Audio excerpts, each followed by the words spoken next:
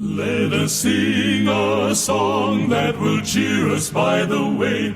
In a little while we're going home. 성도들의 교과 공부를 응원합니다. 답심리교회 이등인입니다. 미라소의 최지은입니다. 예전에 자주 댓글을 달아주셨던 분이신데요. 남자 이중균 님이세요. 오랜만에 이런 댓글 달아주셨더라고요. 오랜만에 들어왔어요. 여전하시네요. 네, 흰머리도 늘고 네, 눈도 침침해지는데 예전처럼 여전하게 이렇게 같은 모습으로 봐주셔서 감사합니다. 지니 파파님도 이런 댓글을 달아주셨습니다. 오늘도 너무 맛있게 들었는데 그 맛을 표현 안 하고 갈 수 없네요. 감사합니다. 지니 파파님도 댓글을 자주 달아주셨던 분이십니다. 교과 방송을 한 지가 이제 몇 년이 지나고 있습니다. 이름만 들어도 이렇게 반가운 분들이 생기네요. 함께 해주신 모든 분들께 진심으로 감사를 드립니다. 예, 오늘은 10과 흥겹게 동참하는 방법인데요. 우리 교과 방송을 생각해 주시면 되겠습니다. 아무도 안 보고 저희끼리만 했다면 이렇게 긴 시간 방송을 하지 못했을 것입니다. 그런데 봐주시고 구독을 눌러주시고 그래서 정회원이 되어주셔서 이렇게 함께 해주시니까 저희가 계속 할 수 있는 것이죠. 아프리카 속담이 땀 막는 것 같습니다. 빨리 가고 싶으면 혼자 가고 멀리 가고 싶으면 같이 가라. 몇 년간의 긴 여정에 함께 해주시는 분들이 계셨기에 오늘 여기까지 올 수 있었다 이런 생각을 갖게 되고요. 함께 해주신 모든 성도님들께 감사드립니다. 이번 주 교과가 이 함께함에 대해서 살피게 될 텐데요. 일요일 교과를 보시면 소그룹은 하나님의 발상이라는 것입니다. 하나님께서는 함께 일하시는 분이세요. 그래서 창세기 1장 1절부터 이런 말씀이 있습니다. 태초에 하나님이 천지를 창조하시니라. 땅이 혼돈하고 공허하며 흑암이 깊음 위에 있고 하나님의 영은 수면 위에 운행하시니라. 하나님이 이르시되 우리의 형상을 따라 우리의 모양대로 우리가 사람을 만들고 그들로 바다의 물고기와 하늘의 새와 가축과 온 땅과 땅에 기는 모든 것을 다스리게 하자 하시고. 우리와 성도들이 함께 교과 방송을 만들어 가듯 아버지와 아들과 성령께서 함께 창조 사역에 동참하시는 것입니다. 이것에 대해서 교과는 이렇게 쓰고 있습니다. 아버지와 아들과 성령께서는 창조에 함께 참여하셨다. 그분들은 각자의 임무가 있었지만 보이지 않는 연합 안에서 협력하셨다. 아버지께서는 설계자이자 위대한 건축가이셨다. 그분은 예수님을 통해 자신의 계획을 실행하셨다. 그리고 예수님은 능동적인 창조의 동인으로서 성령의 능력과 조화를 이루어 일하셨다. 아버지와 아들과 성령께서는 함께 창조 사역에 동참하셨고 함께 하심으로 이렇게 아름다운 세상을 만들어 주셨습니다. 창조 사역에서만이 아니라 우리를 구원하시는 구속 사업에서도 성부, 성자, 성령께서는 함께 연합하여 일하십니다. 그래서 엘렌 G 화이트는 이렇게 이야기하십니다. 구원의 계획은 영원 무궁하신 분들의 상의를 통해서 수립되었다. 세상을 창조하신 것도 또 이 세상을 구원하시는 것에서도 세 분이 함께 일하시는 것을 볼 수 있는 것입니다. 우리를 구원하시기 위해서 일하실 때 성부, 성자, 성령께서 함께 하시잖아요. 그럼 세상의 여러 사람들을 위하여 우리가 일할 때 당연히 누군가와 함께 일하기를 하나님께서는 원하시는 것입니다. 네, 그래서 월요일 교과를 보시면 출애굽할 때 능력 있는 모세가 혼자 다 했어요. 이것을 본 장인 이드로가 이렇게 조언을 합니다. 출애굽기 18장 24절입니다. 이에 모세가 자기 장인의 말을 듣고 그 모든 말대로 하여 모세가 이스라엘 무리 중에서 능력 있는 사람들을 택하여 그들을 백성의 우두머리 곧 1000부장과 100부장과 50부장과 10부장을 삼으매. 모든 것을 혼자 처리하던 이 모세가 이제 10부장, 50부장, 또 100부장, 1000부장을 두어서 더욱 효율적으로 또 효과적으로 일하게 된 것입니다. 제가 예전에 삼육중학교에서 청년 지도 목사로 일한 적이 있습니다. 20명 남짓 되던 청년회인데 근데 청년회장을 못 뽑는 거예요. 왜냐하면 청년회장이 뽑혀지면 그 애는 죽는 것입니다. 청년회장이 모든 걸 다 해야 되기 때문에. 그래서 어떤 청년을 만났는데 이런 얘기를 하는 거예요. 자기는 다른 거는 안 바라고 청년회장이 1년간 일을 하고 난 다음에 청년회를 또 하고 싶다면 그게 참다운 선거가 아니겠냐, 이렇게 얘기를 하는 거예요. 그래서 어떻게 하면 1년을 일하고 다음에 또 할 수 있어요? 또 할게요. 또 하게 해주세요. 이렇게 할 수 있을까 고민을 했는데 봤더니 회장 혼자 모든 일을 다 하고 있는 것입니다. 그래서 회장과 함께 일하는 금요 예배를 준비하는 금요 예배 부장, 또 안식일 오후 활동을 준비하는 안식일 오후 활동 부장, 또 안식일 학교를 준비하는 안교장, 또 뭐 선교부장 등등을 뽑아서 함께 일하게 해줬습니다.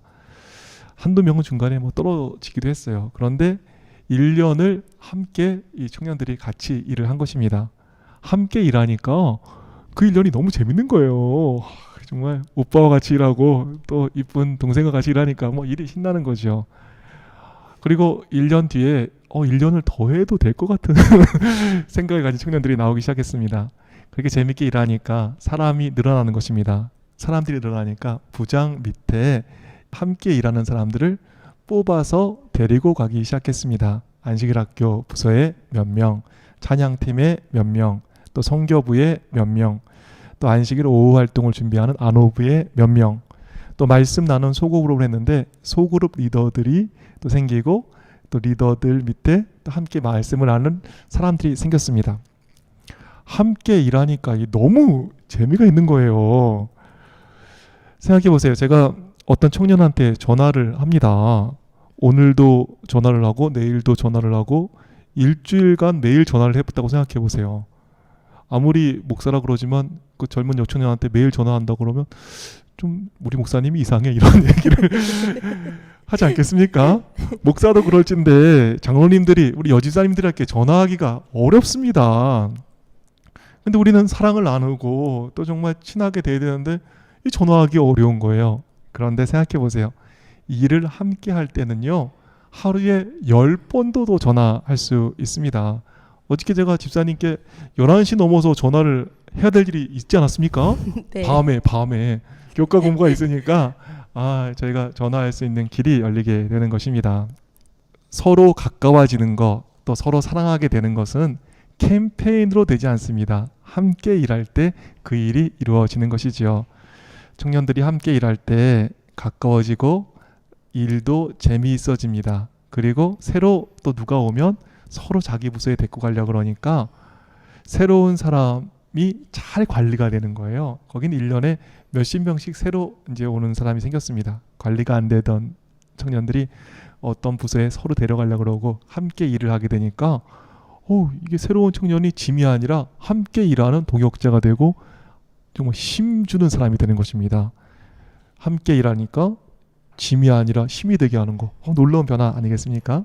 결과적으로 이렇게 함께 일하는 사람들이 생겨나고 팀으로 일하는 일이 있으니까 20명 남짓 되던 청년회가 청년이 100명이 넘는 전국에서 제일 큰 청년회가 되었습니다. 함께 일할 때 친해집니다. 함께 일할 때 정착됩니다. 함께 일할 때 새로운 사람이 짐이 아니라 힘이 되고 함께 일할 때 1년이 즐겁습니다. 교회에서도 마찬가지 같아요. 새로운 사람이 옵니다. 그 다음 교회에서 이렇게 갔을 때 새로운 사람이 오면 침례를 줄까 이거부터 고민하지 않고 저 사람에게 무슨 일을 줄까를 가지고 고민했습니다. 그리고 팀으로 묶어 주었습니다. 새로운 오신 분이 오셨습니다. 이분이 뭘 잘하시나 봤더니 걷는 거를 좋아하신다는 거예요. 그래서 하늘 향해 걷기회를 만들었습니다. 맨날 걷습니다. 그리고 걷다 보니까 정말 그 이름처럼 침례를 받으시고 하늘 향해 걷고 계십니다. 네. 거기 보면 느헤미야 사역팀이 있습니다. 네. 이거는 여러 교회의 리모델링과 또 이렇게 건축을 할 때 무료로 도면을 그려드리고 컨설팅을 해주는 팀입니다. 새벽에 가면 들어오면 12시가 넘을 때가 정말 허다했습니다. 굉장히 힘든 일이죠. 네.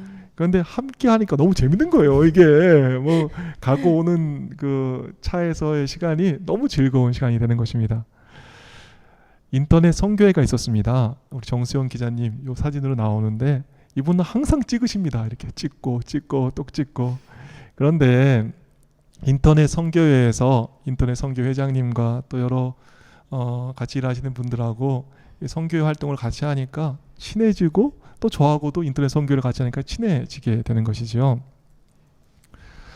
노래를 잘하는 분이 오십니다. 1년을 기다리지 않습니다. 안식일 학교에 가가지고 율동을 같이 하고 노래를 같이 하게 이렇게 안식일 학교 찬양팀이 바로 스카웃을 하십니다. 새로운 누가 있을 때 정말 무슨 일을 줄까 고민을 하고 팀으로 묶여지게 되니까 새로운 사람은 보살펴야 되는 사람이 아니라 봉사하는 사람이 되고 또 정착도 빨리 하게 되고 신앙도 쑥쑥 자라게 되는 것을 보게 됩니다. 혼자서만 일하는 것이 아니라 우리 하나님의 모본을 따라서 함께 일함으로 정말 더욱 큰 성장을 가져오는 소그룹들이 더욱 많아졌으면 좋겠습니다. 아멘. 제가 이렇게 같이 하라 그래 놓고 혼자 얘기를 다 했네요 오늘.